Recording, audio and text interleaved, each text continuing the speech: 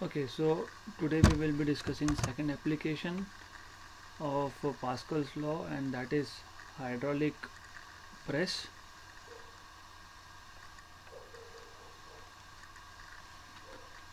तो जैसे हम लोगों ने हाइड्रोलिक लिफ्ट देखा था वैसा ही सिमिलर चीज़ है ये, ऑलमोस्ट सेम है। मैं तो वापस आपको एक बार हाइड्रोलिक लिफ्ट के पास ले जाता हूँ so that you will understand it is almost same thing है। तो इफ़ यू रिमेंबर, हम लोगों ने एक टैंक लिया था जिसमें हम लोगों ने उस टैंक को दो सिलेंडर्स में डिवाइड कर दिया था। एक में पिस्टन S1 था जिसका एरिया A1 ये स्मॉल है compare to area A2 of piston S2। आप जब एक स्मॉल फोर्स F1 अप्लाई करोगे downwards to piston S1, it will create some pressure P which will be transmitted undiminished to piston S2, और ये जो small force था ये large force में कन्वर्ट हो जाता है। तो इफ़ यू रिमेंबर दिस, तो हाइड्रोलिक प्रेस जो है ये कोई डिफरेंट नहीं है, एक ही चीज़ है ये। तो हाइड्रोलिक प्रेस के लिए आप क्या करते हो, सेम आप एक टैंक लेते हो और उस टैंक में बेसिकली वापस से दो सिलेंडर करोगे सेम। यहाँ पे एक पिस्टन आपने फिट कर दिया S1, इसका एरिया जो है वो A1 है। यहाँ पे आप लोगों ने लिक्विड फिल करके रखा है और यहाँ पे एक S2 पिस्टन है। This is piston S2, piston S1, liquid. तो बेसिक कंस्ट्रक्शन सेम है, सिर्फ चेंज कहाँ होता है, इसका एरिया भी A2 मान लेते हैं और जैसे हमने अज्यूम करके रखा था कि A2 is very very greater than A1। तो चेंज कहाँ होता है, चेंज होता है यहाँ पे कि यहाँ पे एक एक्स्ट्रा ब्लॉक लगा के रखा है आप लोगों ने। इस ब्लॉक को मैं कुछ नाम दे देता हूँ M ब्लॉक।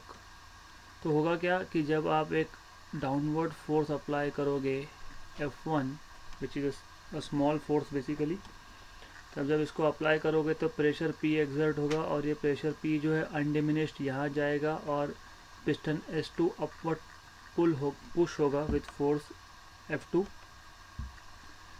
और बेसिकली यहाँ पे हम लोग कुछ मटेरियल रख देते हैं जिसको हमको प्रेस करना है, जैसे कि मेटल शीट्स होते हैं। मेटल इज़ वेरी स्टर्डी, तो उसको अगर मेटल शीट बनाने हैं, हमको मेटल को अगर थिन शीट बनाना है तो हम लोग वहाँ रख देंगे। या फिर अगर हमको ऑयल एक्सट्रैक्ट करना है सीड्स में से, जैसे ग्राउंड नट ऑयल हुआ तो वहाँ पे ग्राउंड नट रख देंगे। तो पहले केस में हम लोग हाइड्रोलिक लिफ्ट बोल रहे थे क्योंकि हम लोग हैवी व्हीकल्स को लिफ्ट करने के लिए यूज़ कर रहे थे। यहाँ पे हम लोग instead of lifting objects what we are doing is just pressing things, जैसे मेटल शीट्स होंगे, या फिर अगर हम लोगों को जैसे मैंने आपको बताया अगर ऑयल एक्सट्रैक्ट करना है तो वो यूज़ होगा। तो नॉर्मल फंक्शन सेम है, कंस्ट्रक्शन मोर और लेस सेम है। तो आपको सिर्फ ये देखना है कि सॉरी, तो हमको सिर्फ यहाँ पे चेन समझना है कि हम लोगों ने यहाँ पे मटेरियल रखा है, जो मटेरियल हम लोगों को प्रेस करना है। तो यहाँ पे मटेरियल रख दिया हम लोगों ने। तो बहुत सिंपल है इसका, it consist of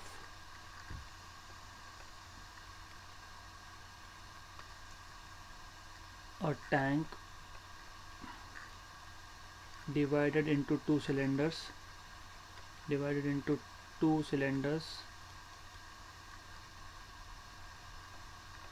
filled with a liquid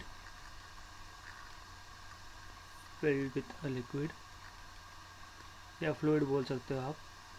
and then एक आर्म में हमने देखा है कि what is there, like you have piston S1 which is small in size, so one cylinder has a piston S1 with area A1,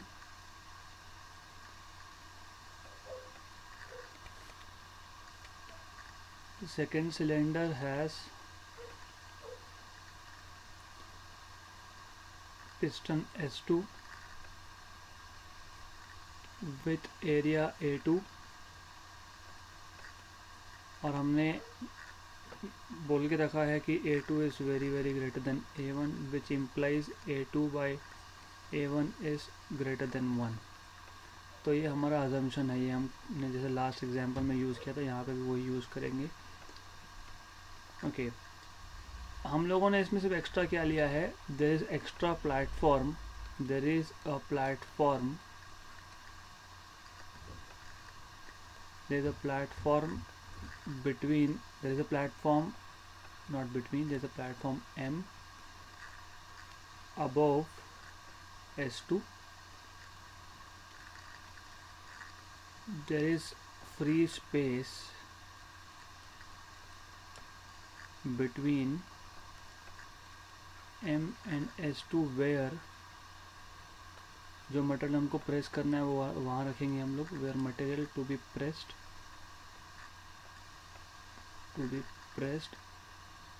is kept। तो यहाँ तक हमने सिस्टम को डिस्क्राइब कर दिया। अब क्या करेंगे, हम लोग एक फोर्स अप्लाई कर देंगे F1, small force F1 is applied to S1 in downward direction, small force F1 is applied to S1 in downward direction,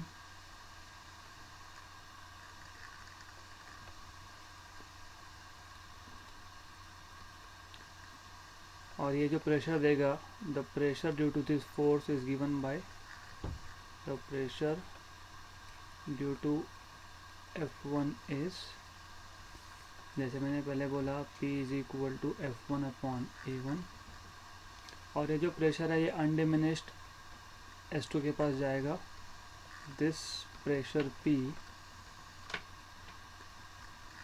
is transmitted undiminished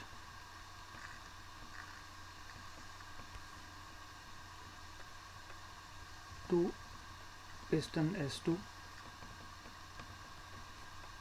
therefore मैंने आपको बताया था कि हम लोगों ने pressure P is equal to F2 upon A2 लिखेंगे for piston S2, therefore you will get F2 is equal to P times of A2, और P आपको पता है F1 by A1 और यहाँ पे A2, therefore आपको पता है F2 is equal to F1 A2 by A1।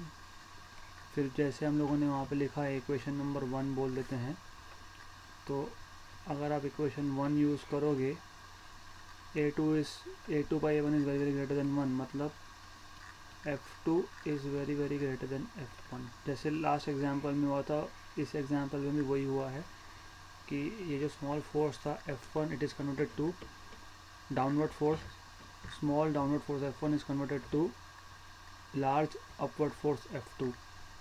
So thus small downward force F1 is converted to large upward force F2, using which material can be pressed,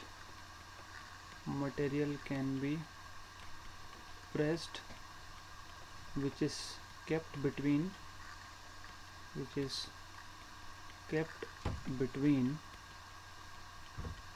S2 and M। तो इसका ये simple सा explanation था, इसमें इस topic में इससे ज़्यादा कुछ भी नहीं है। ओके, तो नेक्स्ट टॉपिक जो हमारा है थर्ड एप्लीकेशन, यहाँ पे हमको हाइड्रोलिक ब्रेक्स देखने हैं। अभी हाइड्रोलिक ब्रेक्स यूज़ कहाँ पे होते हैं? हाइड्रोलिक ब्रेक्स आप नॉर्मली यूज़ करते हो हेवी व्हीकल्स में, जैसे ट्रक है आपका, बसेस है, क्योंकि हेवी व्हीकल्स का मोमेंटम ब्रेक करना मुश्किल होता है, मतलब ब्रेक्स अप्लाई करना मुश्किल होता है। तो हम लोग यहाँ पे भी पास्कल्स लॉ यूज़ करते हैं। पहले मैं एक्सप्लेन कर देता हूँ, फिर हम लोग पॉइंट बाय पॉइंट लिख लेंगे। तो बेसिकली करते क्या है, हमारे पास ये ब्रेक पैडल है। किसी मूविंग हेवी व्हीकल को अगर ब्रेक लगाना है तो हम लोग ब्रेक पैडल जब प्रेस करते हैं तो होता क्या है, तो ये मास्टर सिलेंडर है एक, और 4 है स्लेव सिलेंडर। स्लेव सिलेंडर मतलब ये व्हील्स के साथ कनेक्टेड है, क्योंकि ब्रेक मारना है मतलब व्हील्स का रोटेशन हमको रोकना है या कम करना है बेसिकली। तो मास्टर मतलब क्योंकि ड्राइवर कंट्रोल करता है, ड्राइवर ऑर्डर देता है ब्रेक मारना है तो ड्राइवर ऑर्डर देगा कि गाड़ी रोकना है कि नहीं, तो वो चारों व्हील्स उसको फॉलो करना चाहिए। इसलिए व्हील्स का जो सिलेंडर है उसको स्लेव सिलेंडर बोलते हो, और जो ब्रेक पैडल का सिलेंडर है उसको मास्टर सिलेंडर बोलते हैं हम लोग। तो ड्राइवर जो है वो ब्रेक पेडल प्रेस करेगा। देखो हम जब ड्राइव करते हैं तो हम लोग बहुत स्मॉल फोर्स लगाते हैं ब्रेक अप्लाई करने के लिए, तो F1 फोर्स ये करेगा, ड्राइवर उसको अप्लाई करेगा। उससे क्या होगा कि ये जो पिस्टन है यहाँ पे, ये जो पिस्टन दिख रहा है आपको, ये जो ब्लॉक है पिस्टन है ये, तो ये पिस्टन बेसिकली अंदर की तरफ या फिर फॉरवर्ड डायरेक्शन में पुश होगा। इसका मतलब वो लिक्विड को भी पुश करेगा, मतलब बेसिकली एक प्रेशर है वहाँ पे। तो ये जो फोर्स अप्लाई हुआ F1 मास्टर सिलेंडर पे, वो एक प्रेशर जनरेट करेगा, प्रेशर डिफरेंस जनरेट करेगा, और ये प्रेशर जो है ये स्लेव सिलेंडर तक पहुँचेगा instantly undiminished. It will be transmitted undiminished to all the four wheels because of Pascal's law. अब होगा क्या कि ये जो स्लेव सिलेंडर आप देख रहे हो यहाँ पे, स्लेव सिलेंडर को एक सॉरी फॉर दिस, तो स्लेव सिलेंडर का जो एक एरो दिखाया है, sorry there is some problem with the system, yes we are back. तो स्लेव सिलेंडर को भी यहाँ पे पिस्टन कनेक्टेड है। तो जैसे ही ब्रेक पेडल अप्लाई हुआ, ब्रेक पेडल का पिस्टन इन फॉरवर्ड डायरेक्शन में पुश हुआ, वैसे ही स्लेव सिलेंडर का भी जो पिस्टन है वो फॉरवर्ड डायरेक्शन में बाहर की तरफ पुश होगा। और बेसिकली होता क्या है कि इस ब्रेक पेडल सॉरी इस स्लेव सिलेंडर को व्हाट डू यू से, ये जो स्लेव सिलेंडर का पिस्टन है इसमें एक फ्रिक्शन पैड होता है बेसिकली। आपने देखा होगा कि जब आपके टू व्हीलर्स को भी अगर जब आप व्हील को खोलते हो तो अंदर पैड्स होते हैं, रबर के पैड्स होते हैं, तो इसको भी फ्रिक्शन पैड होता है। तो यहाँ पे एक फ्रिक्शन पैड लगा होता है बेसिकली, मैं यहाँ ड्रॉ कर रहा हूँ सर्कुलर शेप में। तो ये फ्रिक्शन पैड जो है ये रोटेटिंग डिस्क जो होगा व्हील का, तो मैं व्हील भी ड्रॉ कर देता हूँ जस्ट फॉर योर अंडरस्टैंडिंग। तो ये एक व्हील हो गया।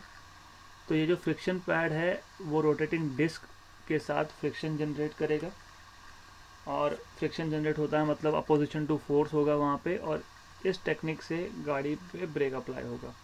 तो मैं वापस समझा रहा हूँ, बहुत सिंपल कॉन्सेप्ट है। ड्राइवर ने ब्रेक पैडल दबाया, मतलब मास्टर सिलेंडर का पिस्टन फॉरवर्ड डायरेक्शन में पुश हुआ, मतलब प्रेशर की बात आ गई यहाँ पे कि there is some pressure P1 which is generated due to brake pedal. ये प्रेशर जो जनरेट किया है ये अनडिमिनिश्ड चारों व्हील्स में जाएगा जो स्लेव सिलेंडर्स बताए हैं इस डायग्राम में। तो उससे क्या होगा कि जो स्लेव सिलेंडर के साथ जो पिस्टन है वो भी बाहर की तरफ पुश होगा, और इस सिलेंडर के ऊपर फ्रिक्शन पैड्स लगाए होते हैं। तो जैसे ये सिलेंडर बाहर की तरफ पुश हुआ, मतलब फ्रिक्शन पैड जो है व्हील के साथ कांटेक्ट में आया, व्हील का जो रोटेटिंग डिस्क होता है उसके साथ कांटेक्ट में आया, और उसकी वजह से फ्रिक्शन जनरेट होगा between wheel and this friction pad, तो इससे ब्रेक अप्लाई होता है। So this is how you can control heavy vehicles from moving, मतलब आप उसको ब्रेक अप्लाई कर सकते हो, आप उसका स्पीड कम कर सकते हो। तो बहुत सिंपल है। हम लोग वापस पॉइंट बाय पॉइंट लिख लेते हैं। तो बेसिकली हम लोग हाइड्रोलिक ब्रेक्स यूज़ कहाँ करते हैं, हम लोग जो हेवी व्हीकल्स है उसको यूज़ करने के लिए यूज़ करते हैं। So hydraulic brakes are used to slow down और स्टॉप हेवी व्हीकल्स। बुक्स में हेवी व्हीकल्स लिखा नहीं होता है, लेकिन नॉर्मली हम लोग ये हेवी व्हीकल्स के लिए यूज़ करते हैं। कार्स में भी यूज़ होता है। So heavy vehicles in motion, okay, it is based on the principle of Pascal law, क्योंकि हम लोग पास्कल लॉ ही पढ़ रहे हैं basically. So we are showing which figure shows a schematic diagram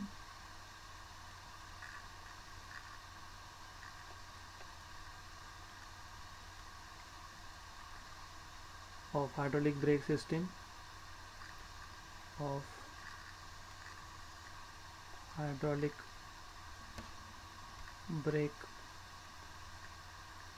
basically.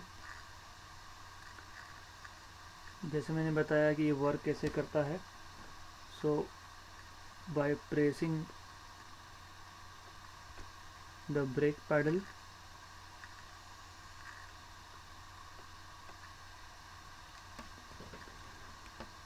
the piston of master cylinder moves in forward direction of master cylinder. Master cylinder मतलब ये driver control करता है, इसलिए इसको मास्टर बोलते हैं. moves in forward direction generating a pressure given by, क्योंकि ये प्रेशर जनरेट करेगा, generating a pressure in the fluid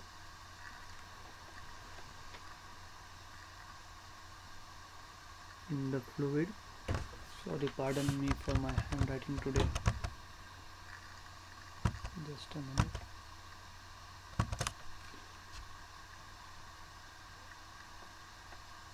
In the fluid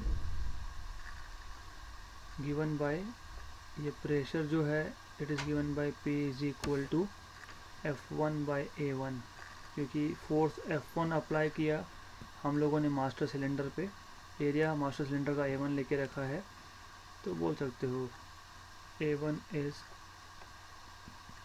area of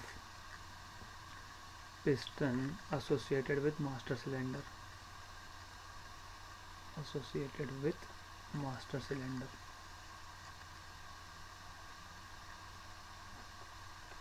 अभी जो प्रेशर है ये अनडिमिनिश्ड चारों स्लेव सिलेंडर पे जाएगा. This pressure P is transmitted undiminished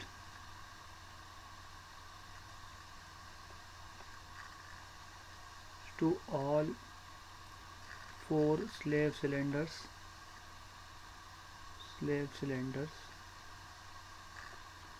cylinder में क्या हो रहा है, स्लेव सिलेंडर का पिस्टन भी बाहर की तरफ मूव होगा, तो you have to consider this. The piston of the slave cylinders, the pistons बोल सकते हो, of the slave cylinders also move in forward direction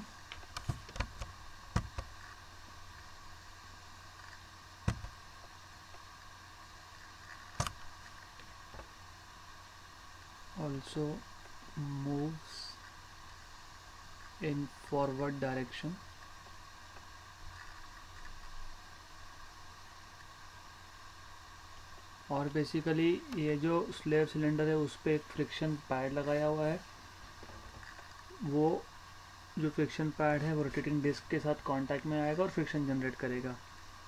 तो the slave piston pushes the friction pad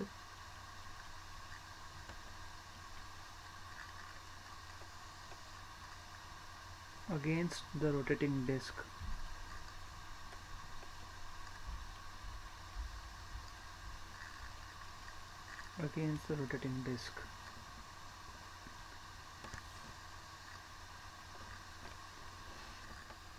This disc is connected to the wheel. This rotating disc is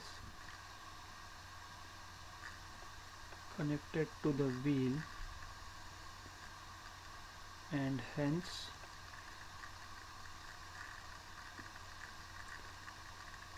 causing the vehicle to stop or slow down.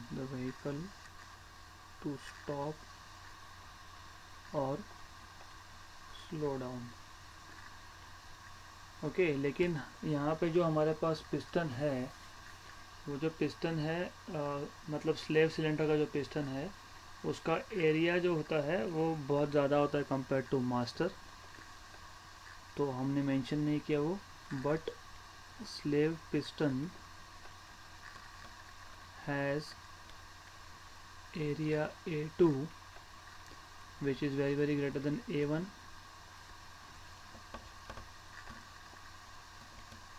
Also, these slave pistons receive a pressure.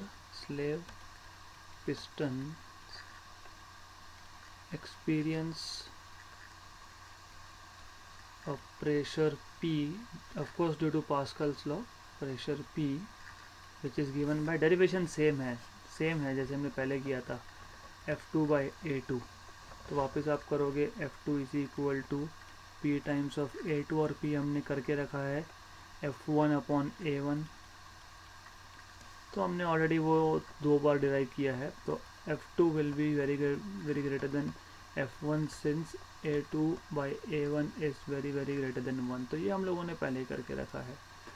तो जो driver ने एक small force से brake pedal को press किया था वो एक लार्ज फोर्स में कन्वर्ट हो गया और गाड़ी रुक गई. दस small force applied, small force F1 applied to the brake pedal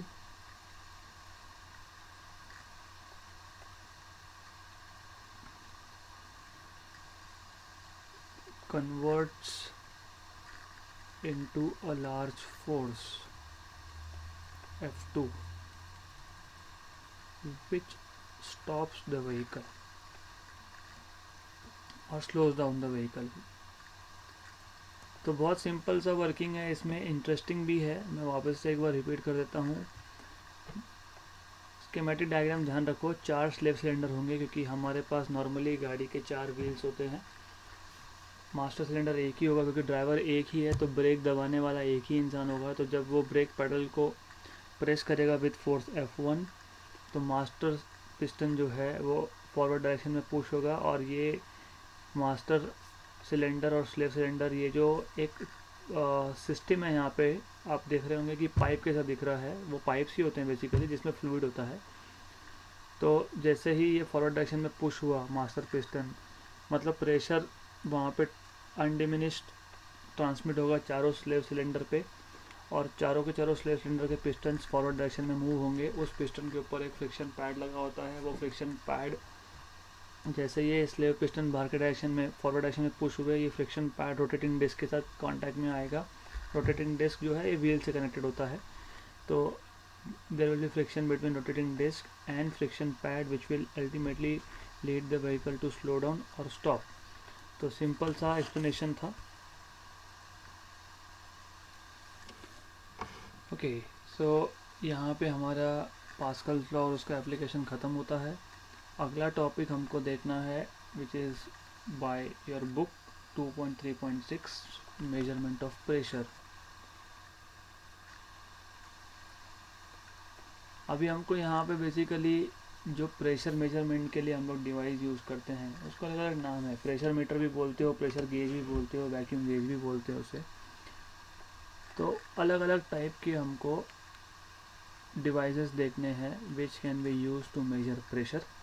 उसमें जो पहला है हमारे पास, तो इसको हम लोग प्रेशर मीटर भी बोलते हैं, प्रेशर गेज भी बोलते हैं, वैक्यूम गेज भी बोलते हैं. तो जो पहला है उसको हम लोग बोलते हैं मर्क्यूरी बैरोमीटर. तो मर्क्यूरी बैरोमीटर जो है बेसिकली ये एटमॉस्फेरिक प्रेशर मेजर करने के लिए यूज़ होता है.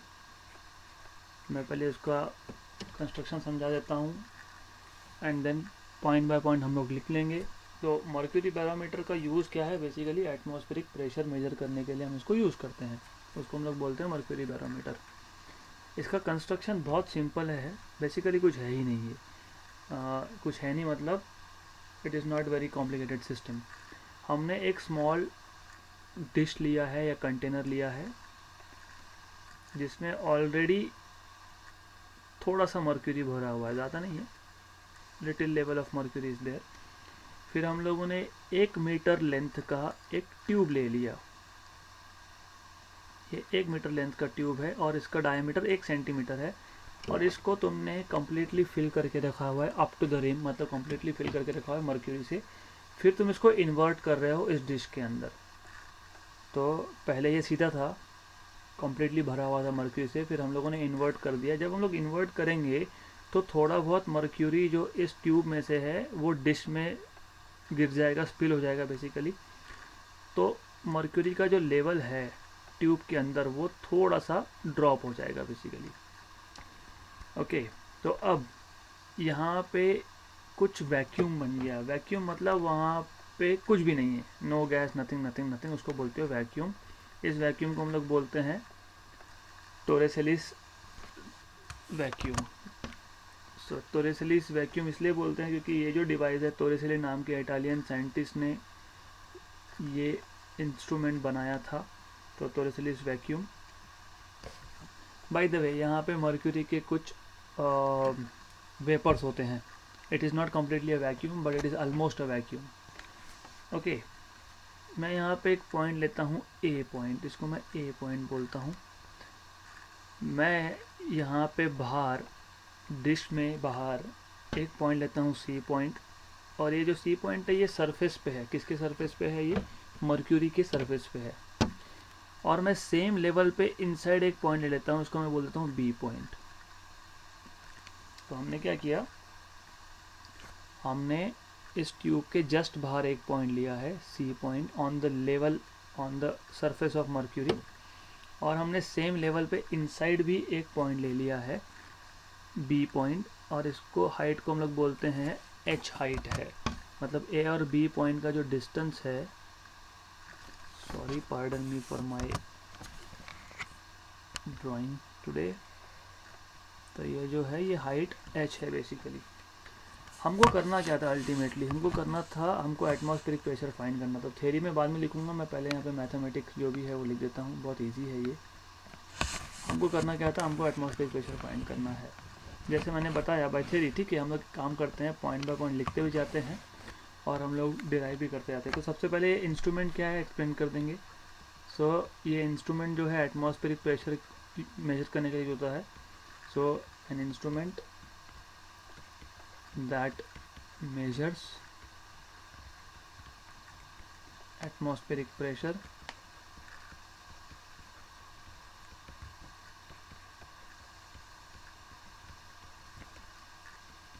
is called as barometer।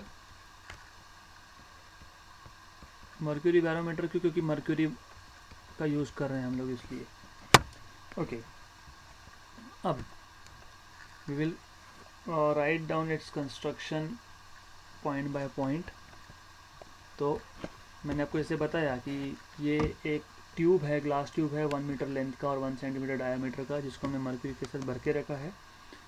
So you take a glass tube of 1 meter length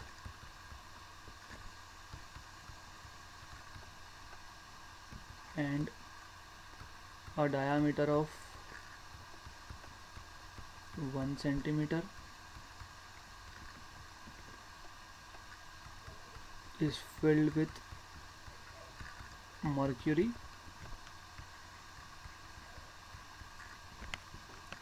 up to its brim।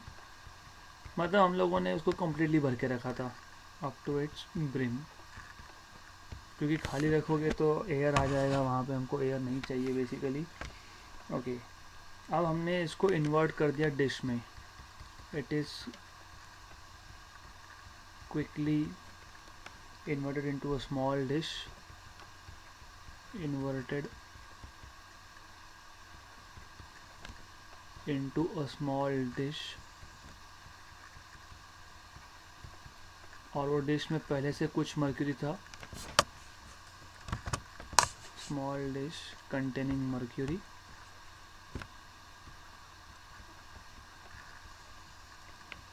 Right, तो अब क्या होगा कि ये जो मर्क्यूरी का लेवल था ट्यूब के अंदर वो थोड़ा ड्रॉप होगा।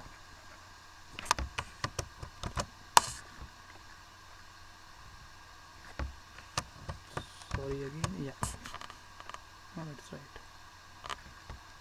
द मर्क्यूरी लेवल और the level of mercury in glass tube, the level of mercury in glass tube lowers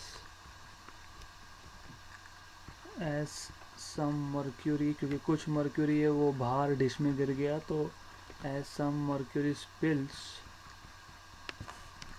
in the dish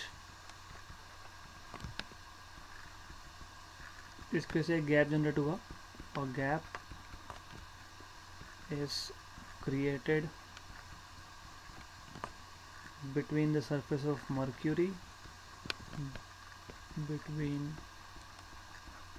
the surface of mercury in the glass tube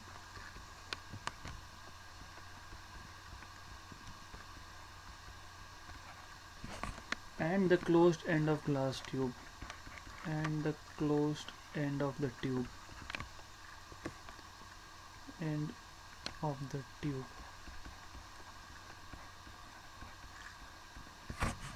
मैंने already बताया है कि यहाँ पे mercury vapours हो सकते हैं, पर इसको हम लोग बोलते हैं vacuum.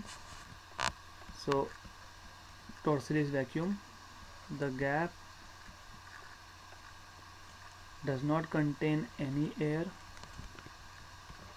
does not contain any air and is called as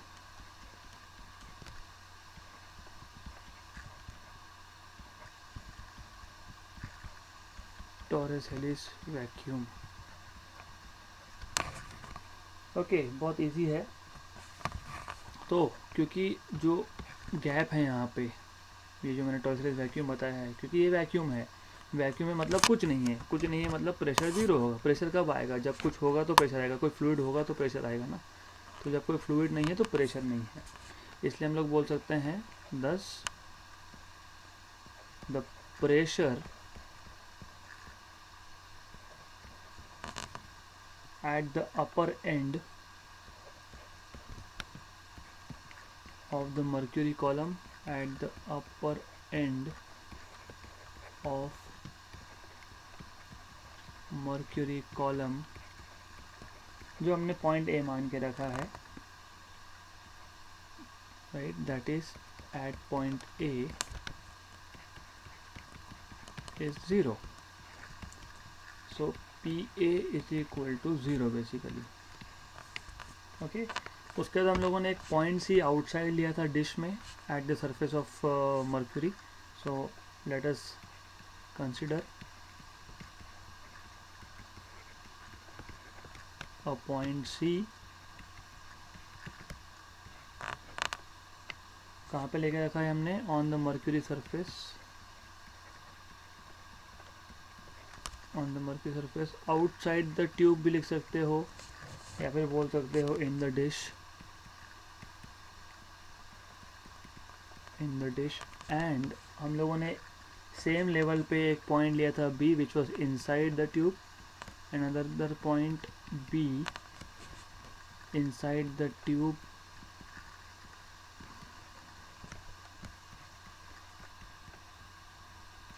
at the same horizontal level, at the same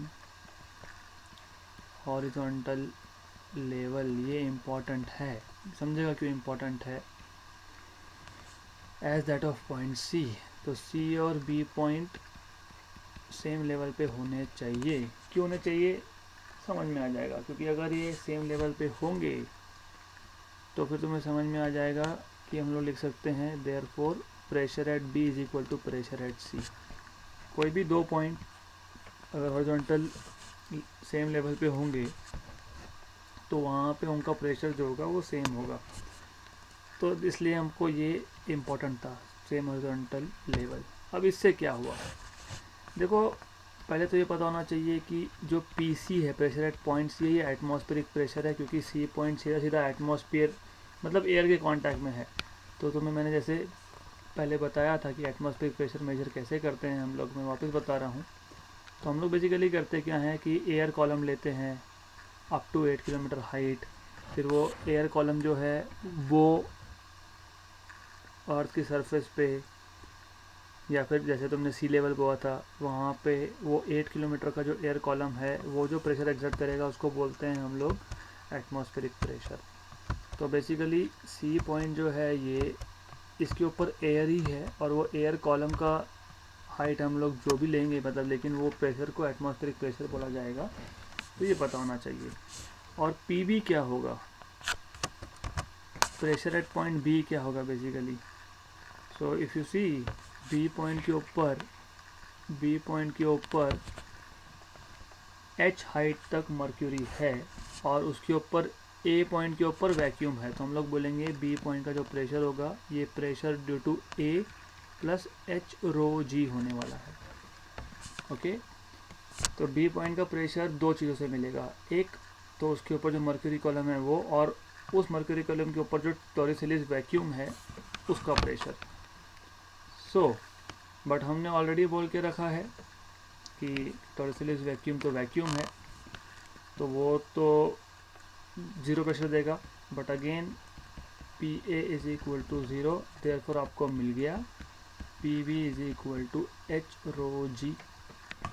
बहुत सिंपल है ये, right, very simple thing. Okay, but again हम लोगों ने जैसे मेंशन करके रखा है कि P B is equal to P C था, और पी सी जो था वो एटमॉस्फेरिक प्रेशर था। तो इन दोनों इक्वेशन से मैंने इक्वेशंस को नंबर नहीं दिए हैं शायद, डजेंट मैटर रियली, हम लोग दे देंगे अभी। Okay, we have not given numbers to this, so let's say equation number 1 and 2. Therefore from 1 and 2 atmospheric pressure is equal to height of mercury column in that device, और उस device को हम लोगों ने बैरोमीटर बोला है। सो अगर आपको एटमॉस्फेरिक प्रेशर निकालना है, देखो प्रॉब्लम यही होता है ना, हम लोग एटमॉस्फेरिक प्रेशर डिफाइन करते हो, कैसे डिफाइन करते हैं कि जो भी एटमॉस्फेयर में एयर का कॉलम होगा 8 किलोमीटर तक का, वो जो प्रेशर एग्जर्ट करेगा सी लेवल पे उसको बोलोगे एटमॉस्फेरिक प्रेशर या नॉर्मल एटमॉस्फेरिक प्रेशर। अरे लेकिन हम लोग 8 किलोमीटर तक का वो मेजरमेंट करेंगे कैसे, तो हम लोग मर्क्यूरी बैरोमीटर यूज़ करते हैं। तो उस मर्क्यूरी बैरोमीटर में जो भी हाइट मिलेगा हमको h, उसको रो मतलब मर्क्यूरी के डेंसिटी से और एक्सेशन ड्यू टू ग्रेविटी से मल्टीप्लाई कर लोगे तो आपको एटमॉस्फेरिक प्रेशर मिलेगा। तो बहुत सिंपल है, where h is height of mercury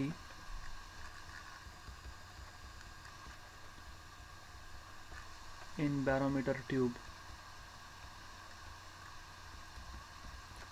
thus equation 3 can be used